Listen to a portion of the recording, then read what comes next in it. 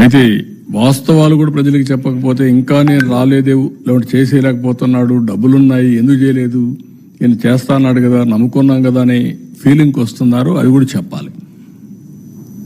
ఇప్పుడు government of India ఇచ్చారు ఒక 15,000 కోట్లు వరల్డ్ బ్యాంక్ నుంచి అమరావతికి ఇచ్చారు. ఒక 12,150 కోట్లు పోలవరానికి ఇచ్చారు. ఒక 11,114 కోట్లు రివైవల్కి ఇచ్చారు. సరే, మిగిలిన కొన్ని మేము ఈ వర్క్స్ అన్ని మీద పెట్టడానికి కొంత శాఖ కింద కొంత ఫండ్స్ ఇచ్చారు. కానీ ఆ డబ్బులు నేను వెల్ఫేర్కి ఇవ్వలేకపోతున్నాను. కనీసం అక్కడ పెడితే రివైవ్ అయితే, డెవలప్మెంట్ అయితే నాకు ఆదాయం పెరుగుతుంది. ఆదాయం పెరిగితే ఇస్తాం.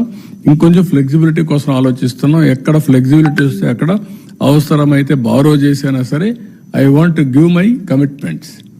తల్లికి వందనం కానీ, లేకపోతే రైతులకు ఇవ్వాల్సిన రైతు భరోసా కానీ I want to give it. ఏదో రైతు అయినా అవస్థపడాలి, గవర్నమెంట్ అయినా అవస్థపడాలి. నాకు ఫ్లెక్సిబిలిటీ ఉంటే నేను అవస్థ తీసుకోవడానికి సిద్ధంగా ఉన్నా. I will give it. ఆ ప్రయత్నంలోనే అనునిత్యం ఉన్నాం. మా డిపార్ట్మెంట్